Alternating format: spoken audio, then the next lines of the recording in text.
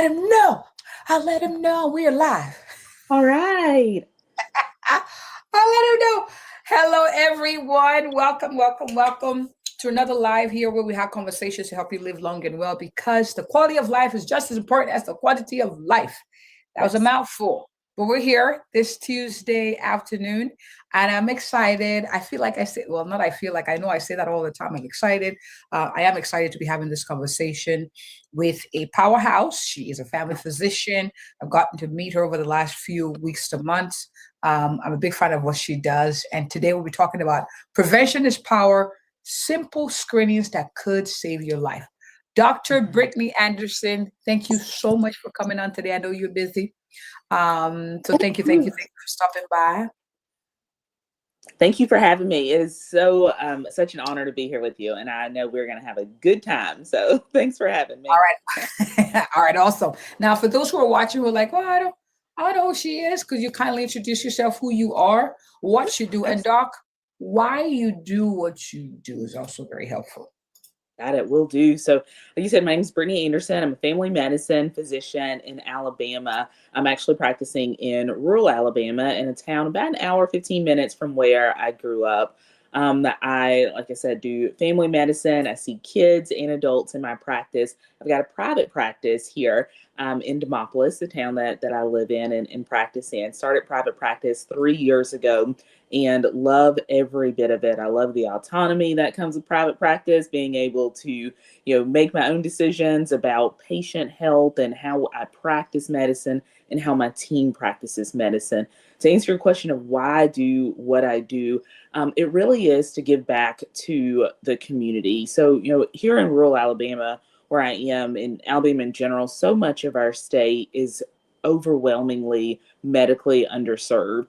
Not enough physicians throughout the state to cover the amount of patients that are there. And so when we talk about things like prevention and things about just establishing good relationships with patients, those are things that are so important to me. And so, I take a lot of pride in our practice being really approachable, about patients feeling comfortable being there, because I think when we develop those good, strong relationships with patients, then we can really start to affect change, because we buy into their concerns and needs, and they buy into the education and training that we have, and it just works beautifully together. And what it ends up doing is making our whole community healthier. I like that. So what you do is making it's a ripple effect that affects community Yes. at large. Yep. And that makes sense. You're also the president of the Alabama Academy of Family Physicians. Shoot, man. So, yeah. So I love what you do. And you also advocate. I saw some of the posts you had on Facebook about some of the meetings you were having. And I'm challenged to also, speak up a little bit more and be more of an advocate. It is stretchy. But I understand. And I think that's so important, advocating both for physicians and just for what we do and what we're trained to do, as well as advocating for our patients and, the health of our communities. And so I think that's important. So, I love serving in positions within our state medical association and our state Academy of Family Physicians. So I'm the immediate past president, which makes me now the board chair, which is lots of fun, and it's lots of good work that we're trying to do here in the state. I like it. Well done. Well done. All right. So we're talking about simple screenings. Now, of course, these questions are, just, for this conversation. My question first is if you could pick one screening, just in your line of work, one screening test, just one that you believe is underrated, but could save lives if done more often, which one would you pick? The colonoscopy. The colonoscopy. And my patients will hate that answer, because I tell them all, when it comes time we're due for a colonoscopy, I get, the blank face. But then I go into just more discussion about it. And I know that there's several other screening options that are out there for colon cancer, for screening for colon cancer. But I tell my patients there is no good substitute for being able to get in there, look and see what's going on in the colon. If there's something growing there that doesn't belong, take it out, right? And so while we certainly, work towards whatever the patient feels more comfortable getting, I think colon screening is so important, and something that, that we really can catch early and really reduce the number of deaths that we see in it. And so it really is, incumbent upon us as docs to talk to our patients about it, to break some of that stigma that is just associated with, I don't want anybody sticking a light in my rectum, that kind of thing. Because if we can get more folks, interested in getting good colon screening, I think we can truly save some lives. So that was probably a wild out of the box answer, but colonoscopy is it. Very, very particular. Very, very good. Yes. And the incident has gone up. Yes. Food changes that happened over the past few decades have contributed to that, in my opinion. But really, really important. So, and the truth is that the test is a good nap. And right, that's what I say. The prep is no fun, but gosh, you're gonna get a good nap. Don't ask me how I know. All right, next question. All right, many people avoid, and for those of you watching, I give you a virtual high five, because even the topic could have made you say, "Oh, please, I don't need checkup, I don't need the things." But you are here having this conversation. Those of you watching live, watching replay, so I appreciate you. We will answer questions live, so go ahead and feel free to drop it in the comment. So, Doc, my next question is: many people avoid checkups because I feel fine. Why is that thinking not really ideal? What do you say to someone saying, you guys are always looking for stuff? Yeah. So I'm fine. So, I know my body. Oh, I hear that so often, that I know my body. And we even go through periods where, we'll call patients. We're going through one right now. We call patients and say, hey, Mr. So-and-so, we haven't seen you in clinic in a year and a couple months. Dr. Anderson really likes folks to come in once a year for their checkup. And I know that my front desk is getting that exactly. I'm fine. Why does she want to see me? And it is for prevention, right? An ounce of prevention is worth a pound of cure. There's so many things that if we can catch early, or we can prevent from ever happening, then we are miles above where we should be or where we'd want to be. And so, I talk with patients very much about the importance of getting that yearly checkup done. Getting that yearly checkup done, getting the preventive screening that they're due for. So even if they're not of age to get, mammogram or, pap smear, colonoscopy, or if they're not due for those things, it's still important to come in regularly, just even if it's to get, your vital signs. About hypertension, we call it the silent killer, and we call it that for a reason.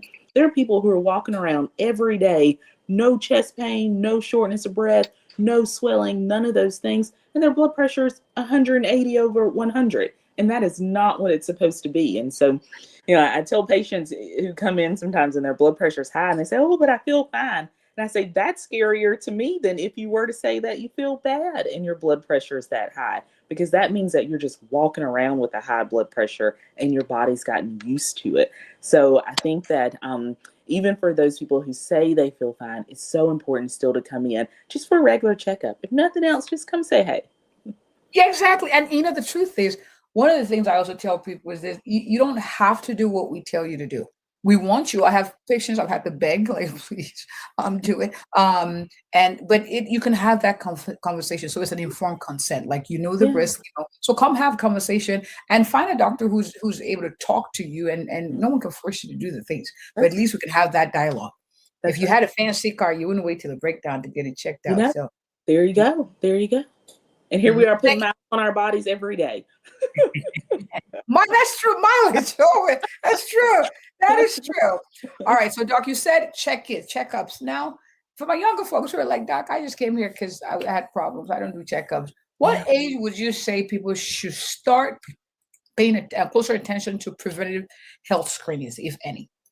All right. So I'm not going to give you an age, if that's okay. I'm going to say, so I'm family medicine, right? So, I see kids through adults. We see kids for their 1 month checkup, 2 months, 4 months, 6 months, 9 months, 12 months, on and on. So even these young kids are getting their regular checkups.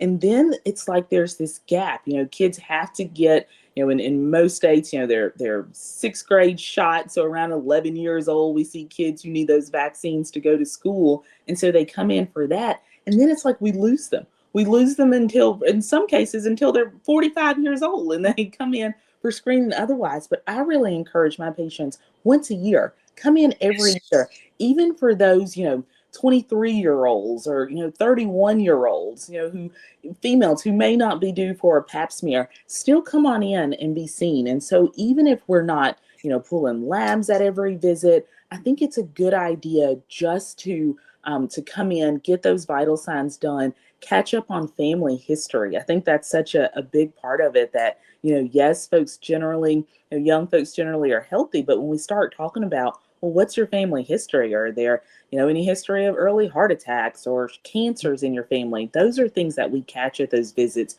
when you come in early enough. And so, I don't think there's any good reason not to get a checkup once a year, whether you're 23, 32, or 53. So if I can cheat on that one a little bit, my answer is no age. It's every age to come in for Every a age. checkup. That's right. Sometimes multiple times. Because Sometimes yeah. multiple times. All right.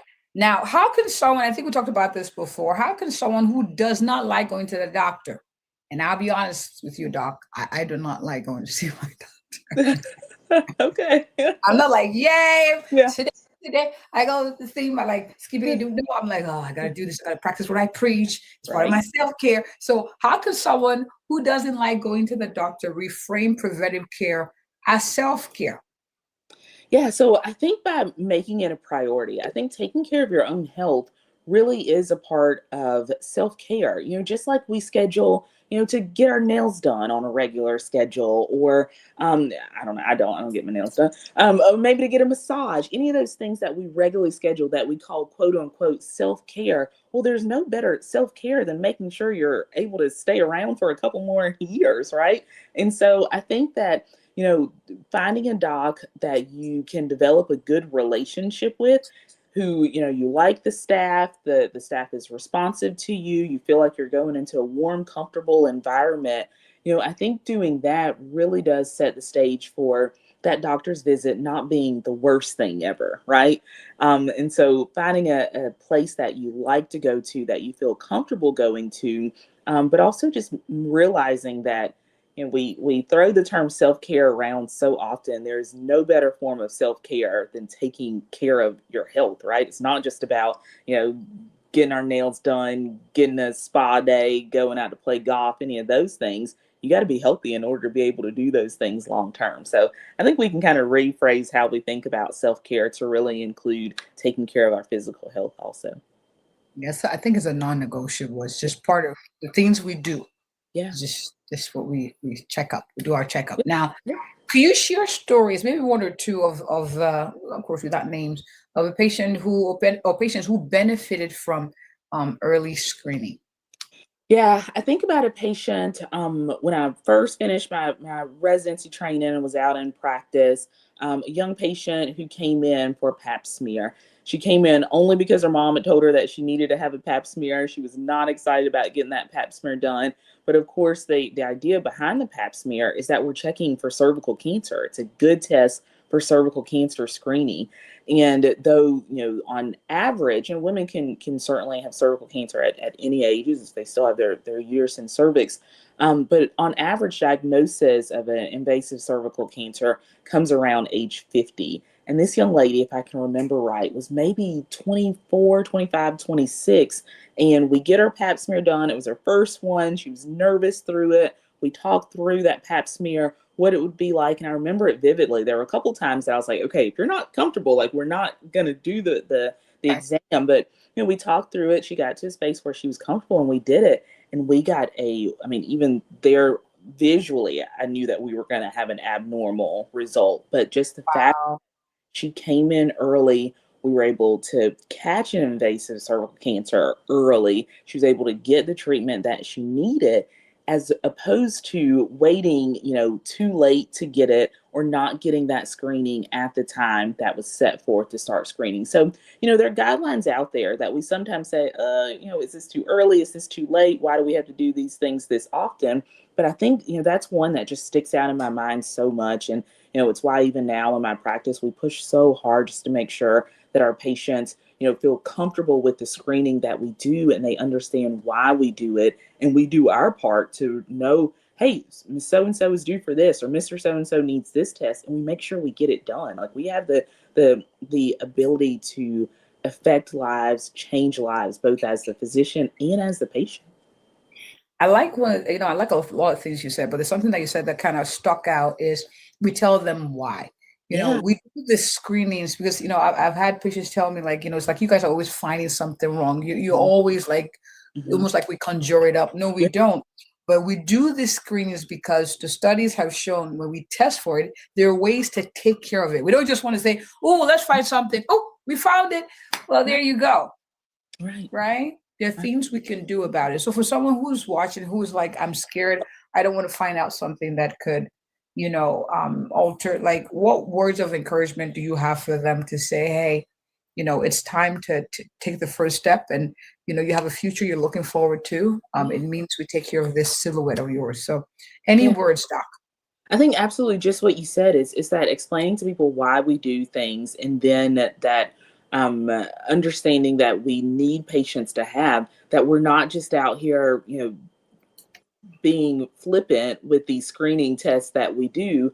And that's the whole basis of doing screening tests, right? Is that it is, immoral and all these other things to test for something, find it, and be like, you know what, nothing I can do about this. And so those screening guidelines that are out there are there for a reason. And that reason is that we have actual treatments towards those things. Just like sometimes patients will come in and ask for screenings for certain things. Oh, doc, can you test for this, or why don't we get tested for this every year? And it's just that the data's not there that to find it, for one, or you worry about this chance of finding something and there's no, reasonable treatment for it. And so, it really is important that we explain well to patients why we do things, and that patients become active participants in their own health, right? I like that, active participant. So I have someone who's watching, Doc, who's like, well, I'm nervous. I don't know where to start. Like, do I just go and say, okay, I want to do a checkup, or I don't know how to advocate for myself. I don't know how to, like, how am I supposed to, I don't know. So for that person who's not sure how to advocate for themselves in a doctor's office, any tips as a physician to help make the conversation a little easier? Yeah, so I say, the biggest thing I'd say is to start thinking about it before you go, right? Some docs, don't get mad at me if you don't love a list, but I tell my patients between your visits, if there are things that come up, Oh, I like right, lists. I love a good list. I love Yeah. them. So you put them down. Now, I don't love a crazy list. We're not going to talk about 37 things you have on your list, but we will rank those things in order of importance and talk about them. But even if you don't do it, 6 weeks or so out in advance, the night before your doctor's appointment is planned, take 10 minutes, 5 minutes even, while you're in the waiting room. Even. Like, it doesn't matter, but the further in advance you can do it, the better. But jot down those questions that you may have. And I would challenge, docs out there that, if you as a patient can go in and you have these list of questions, and not a single one of those questions gets answered before you leave, then you, my friend, need to find a new one, right? You need to find a new one, because it is so important that you're somewhere where you feel comfortable, where you can get questions answered. And so, we should not in any way be in a space in medicine where, patients come in, have genuine questions about their health, and we're just not answering them. And so I think the best way, if you're starting over, if you're listening Mm. to me and Dr. Tolu talk, and you say, all right, I'm going to go do this, I'm making, my checkup exam, think about it a little bit in advance of those questions that you may have, that you may want to ask.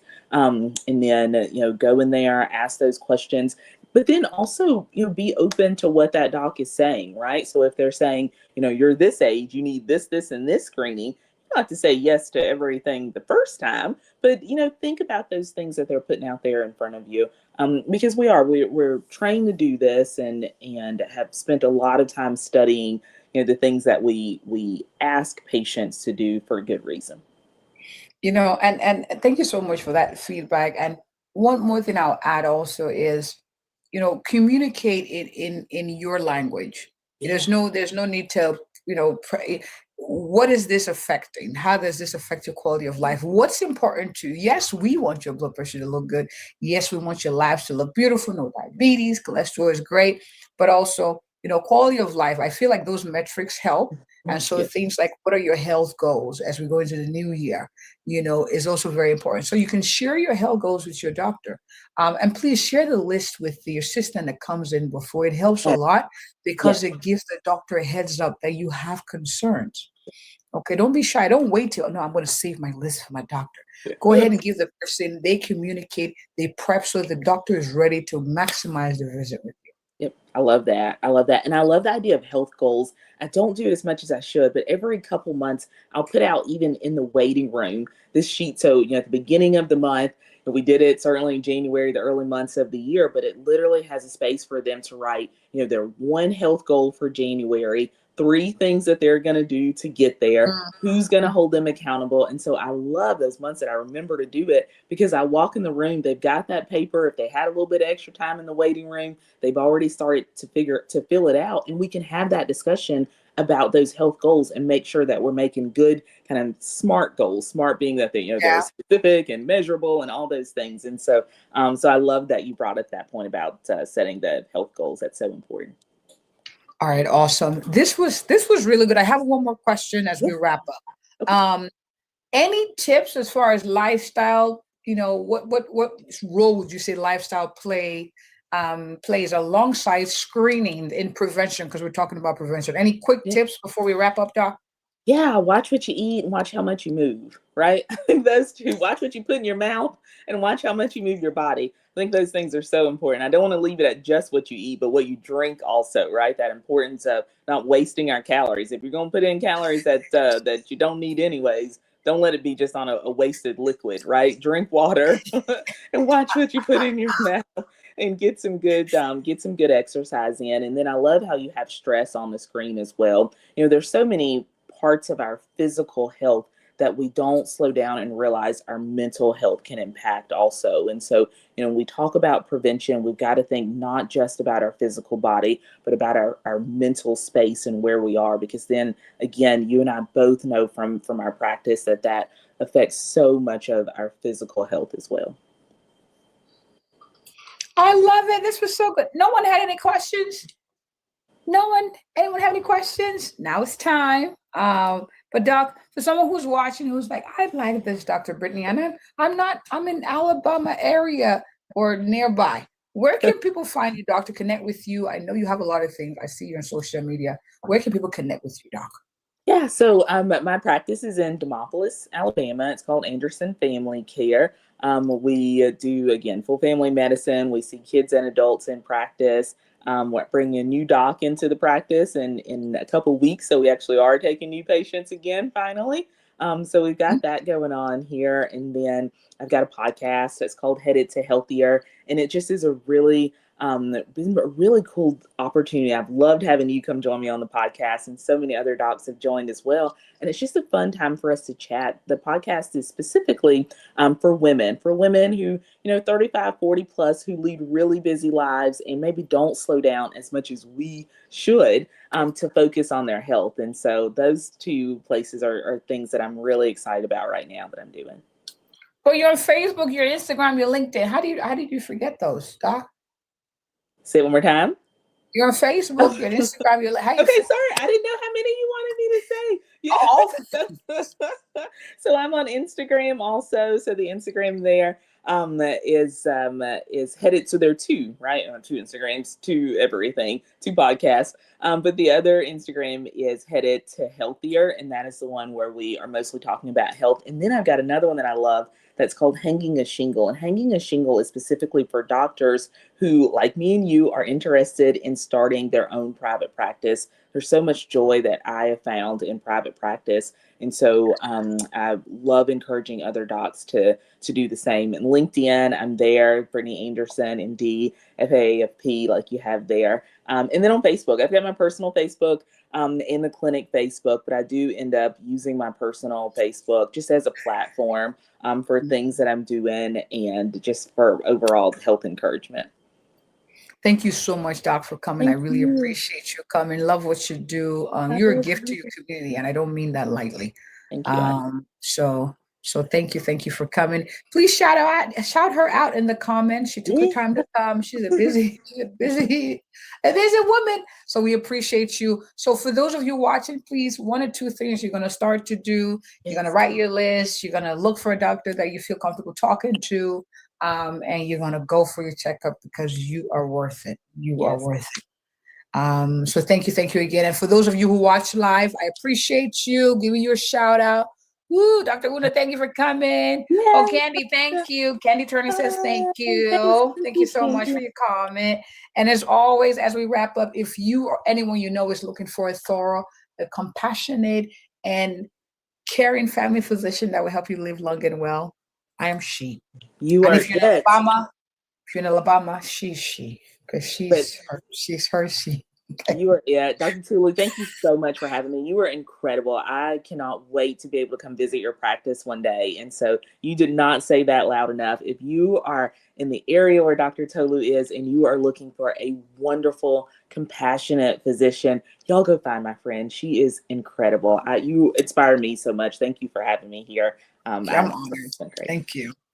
Thank you all for watching. She about to make me blush and not even know what to say. Okay.